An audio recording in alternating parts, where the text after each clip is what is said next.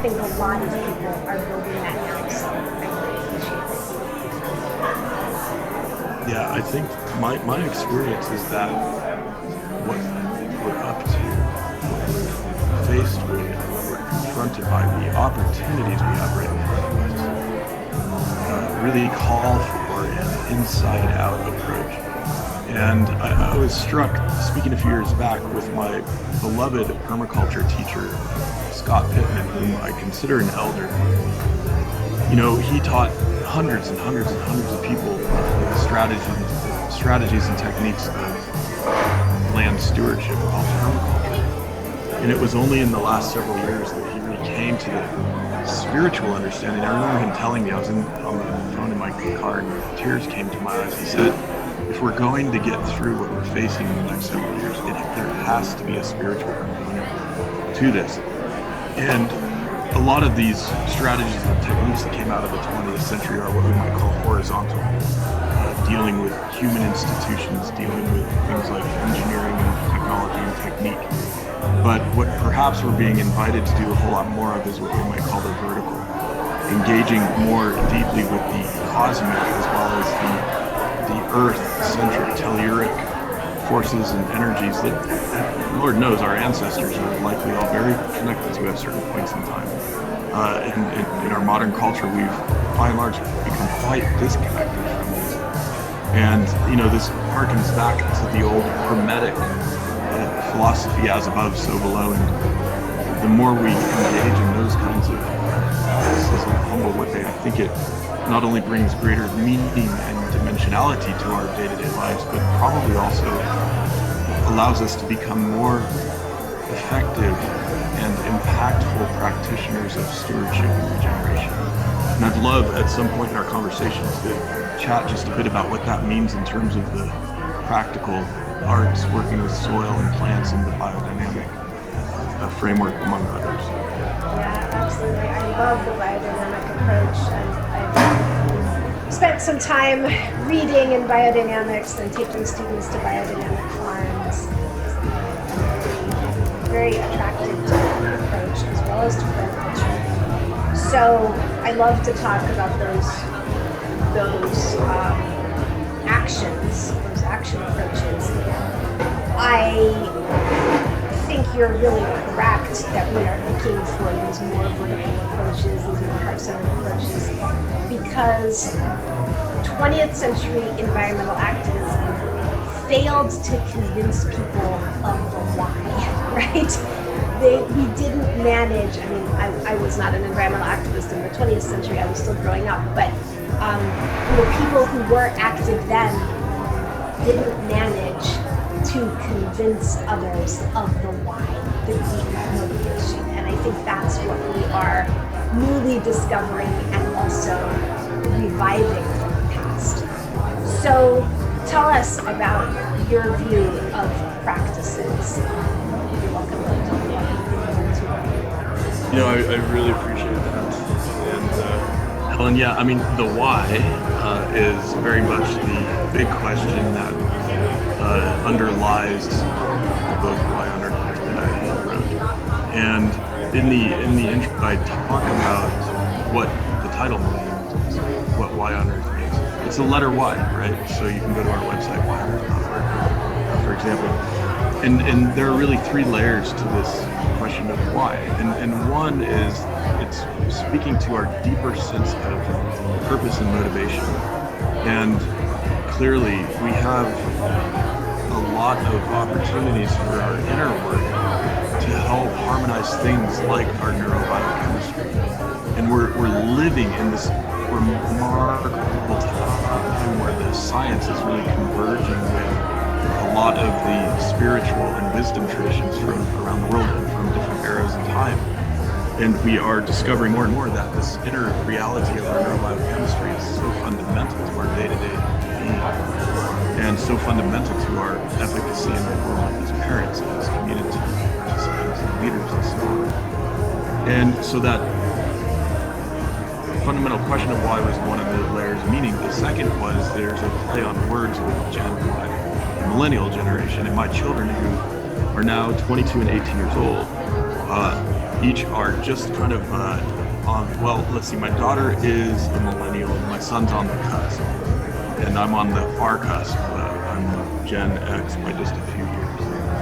And so it was really writing and speaking and thinking for an audience of young adults as they're entering into their adult lives and making decisions around career paths and family and so on. And as I was doing my research for the book, I came across this thing called the Pythagorean line that was a symbolic image used in the Middle Ages with basically two pathways in our lifetime that accumulate over time as we make lots of little decisions. One leading to a pretty wonderful, joyous, happy place, the other not so much. And back then it was probably more of a medieval morality kind of meme, if you will. But in a way it really embodies the essence of humble messaging that applies to the life, which is, this is really about a whole lot of little choices we make day in, day out. And with that, we have lots of opportunities for practices to cultivate greater well-being and balance.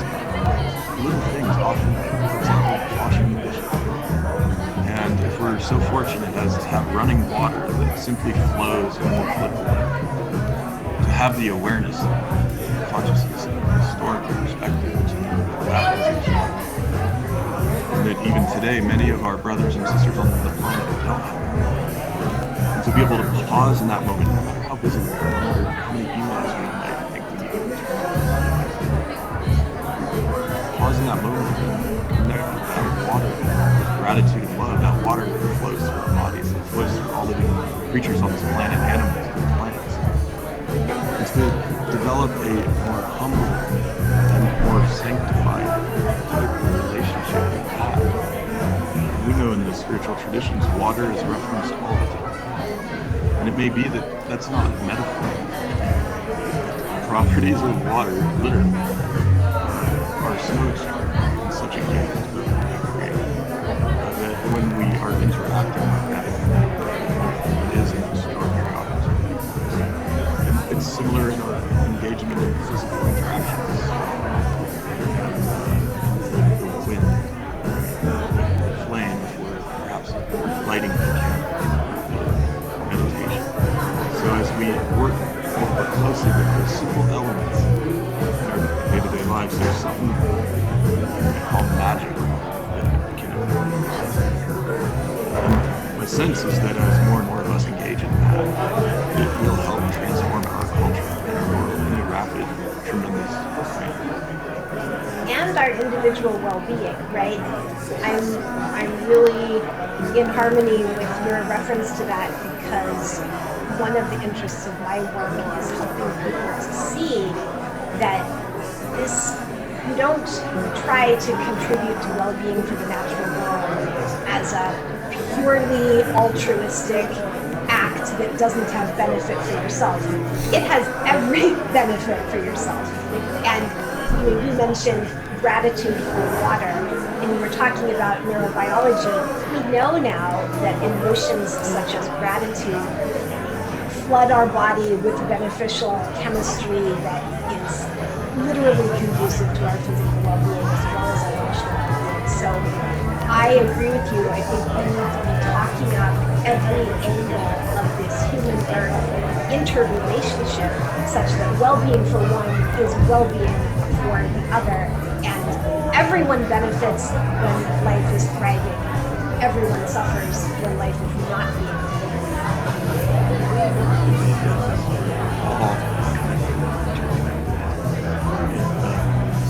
There's a whole lot of that kind of perspective and insight woven through Wyatt Earp.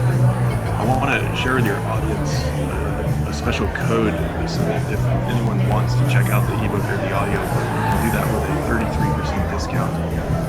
You can go to wyattEarp.org and use the code Humans and Earth, no punctuation, no spacing, and get that 33% discount.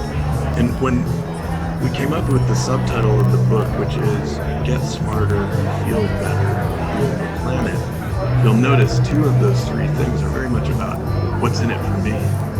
And just earlier today, as I think some of your audience might be aware, I also host a podcast, and it's such a joy to be a guest on yours, Helen.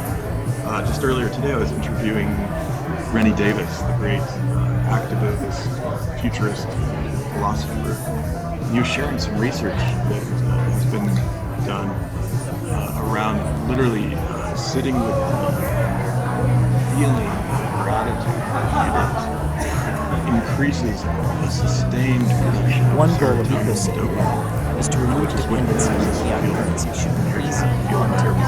Makes life like a video. Why not? And there are so many simple things we can be doing in our day-to-day lives to become stewards of our neurobiochemistry, things like dopamine, serotonin. It's as if we're each a farmer, and this body of ours is ours to tend and take care of. And when we do a good job, boy, the results are tremendous. And you see a lot of folks who get good at this thing smiling quite a bit. And we joke among a lot of my friends in the biodynamic community that you just find a biodynamic farmer and you'll see that man or woman just smiling a whole heck of a lot. Because all their systems are in balance and harmony, and they are definitely getting those serotonin and oxytocin benefits. I mean, including the fact that we now know, right, that exposure to soil seems to expose us to, I know it's beneficial soil microorganisms. I think that's the main exposure, that are actually good for our brain chemistry. How amazing is that, right? Absolutely, yeah. And so we ended up putting out another smaller book called The Soil Stewardship Handbook. Cuts right to the chase, down and dirty, if you will, on some of these benefits coming from soil, relationship with soil, also how soil and carbon cycle works relative to atmosphere, climate stability, agriculture, food, nutrition, all these things. Soil is the core. It's so interesting to see, even in our language, that our word for human is so closely connected to our word for soil in many languages. So in Latin, we have human in the word humus. We also have humor and humility, right? And then in Hebrew, the creation story, we have Adam, or Adam, being created from the Adamah, soil. And yeah, so we're literally, according to the Hebrew creation story, it's interesting you bring this up because I was just talking about this with a group of students. We're literally the dirt man, the dirt woman, the soil person. It's mind-blowing when you think about that. Absolutely, and when we start getting into the spiritual or esoteric significance of soil, we find in soil, living in soil, right, a little handful of living organic soil is going to have billions, if not trillions, of organisms living here. We have all the elements, water, the earth, the fire, and the air. With the human connection, we have the quintessence, the etheric, which, if you're skeptical on this concept of ether, check out what our buddy Einstein said lately about the ether. It's quite something. And that soil connection is directly related to all the microbiology in our bodies. And Rudolf Steiner, who created the biodynamic movement about 100 years ago, saw a direct connection between the soil on the farm and the human digestive tract, the gut, essentially. We have a bundle of nerves surrounding our digestive system. It's known as the second brain. It has more nerve cells in it than our entire spinal cord. And there's so much signaling happening billions of signals per second from that gut region up to the rest of the body, up to the brain. There's a lot of science, Helen, as you're indicating, that shows soil microbiology and our interaction with it affects cognitive performance, affects immune systems.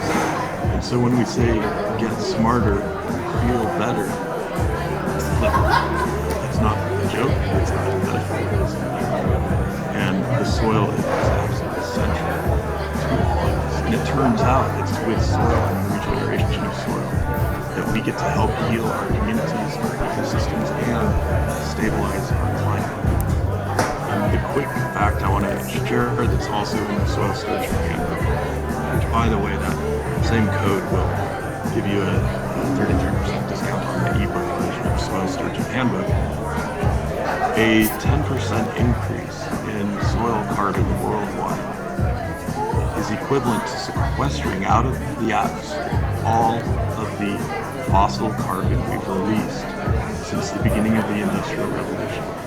So what this means is, as we're doing more gardening, as we're doing more restorative permaculture and biodynamic work in our own yard, our own neighborhood, our own community, which is collaborating with organisms and plants to pull carbon out of the atmosphere, we humans literally have the opportunity to take atmospheric carbon levels back to pre-industrial levels and heal our world as a result. And it seems to me, however, the opportunity is right in front of us, and if we're going to choose and say yes to that as a species, it almost necessarily means we're connecting more with our heart centers and doing more of that direct work with soil and water. And that's Connecting more to our gut, right?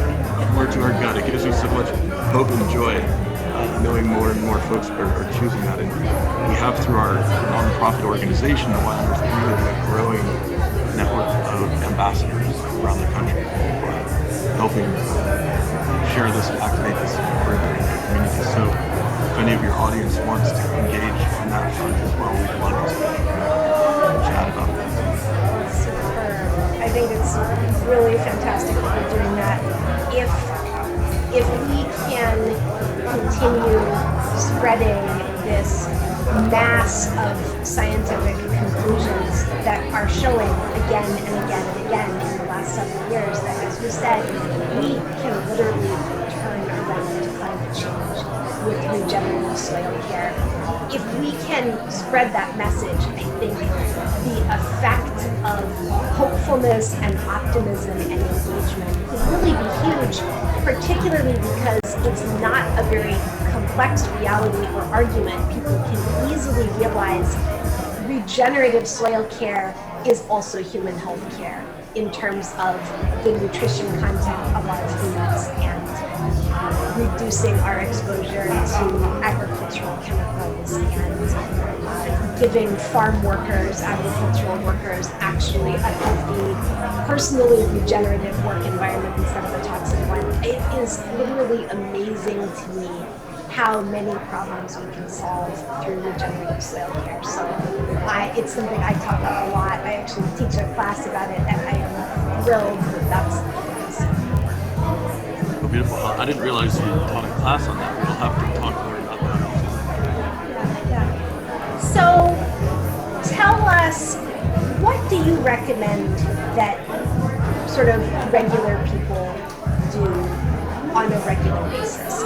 On the one hand, I think more and more people are engaging in their activism, volunteer work, careers in sustainability rather than trade, and that is super.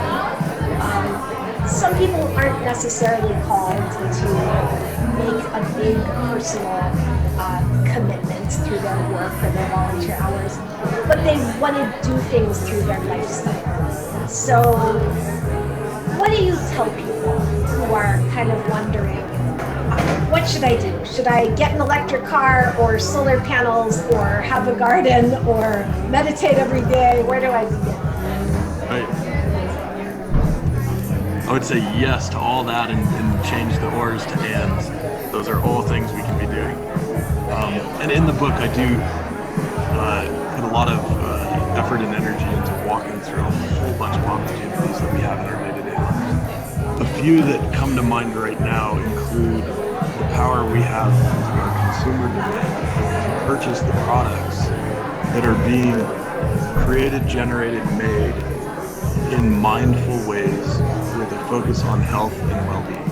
So that means choosing the regenerative organic foods and fibers over the other stuff that's out there. And yeah, the toxicity in agriculture is a huge deal and cannot be, I think, exaggerated in terms of its impact. It is one of the fundamental drivers of the cancer epidemic we're seeing throughout our nation and many other regions. And so, yes. So there's a lot we can do in the marketplaces. I think also connecting with the soil, growing something, getting our hands in the dirt, sitting under a tree, listening to the birds. There's also research on that, by the way, for cognitive performance and stress reduction. Literally getting that physical connection with the soil is essential. And one of the core things we can do in our kitchens is compost all those kitchen scraps, right? Because when those carrot tops and that napkin and that coffee filter go to the landfill, it decomposes in a way that creates more methane, exacerbating the heat trapping effects of the atmosphere. Whereas instead, if we simply compost that same organic material, we're building soil and we're literally helping the biology pull carbon out of the atmosphere, and we'll get also a whole bunch of great fertilizer for our flowers and vegetables and trees and so on. So I would say that those are right at our fingertips in terms of actions that we can take. I think there's also the opportunity for us to take that time and spaciousness thrown away for a while. Walk in the woods, or sit under the tree listening to birds and tune more into our own personal why.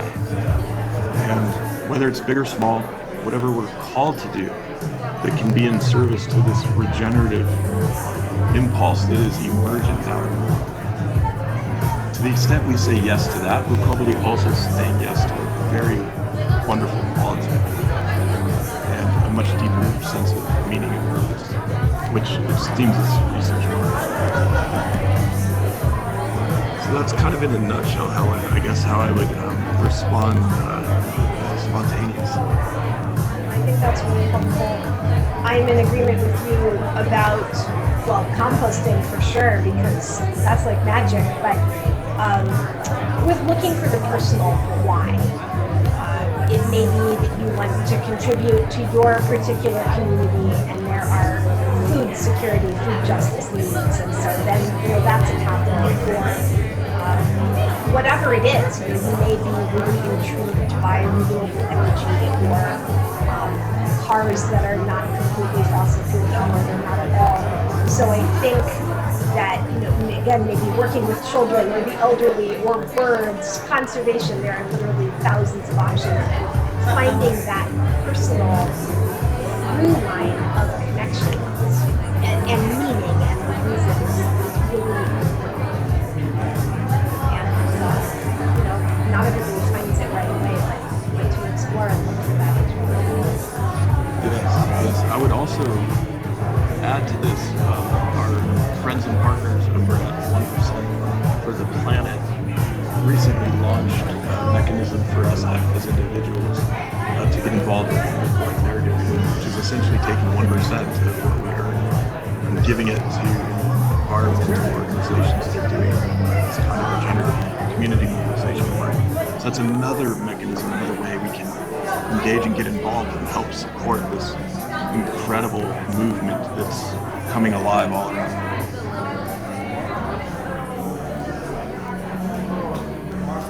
I can tell that you and I are really on the same page in believing that there are a lot of reasons to actually be optimistic right now as opposed to pessimistic.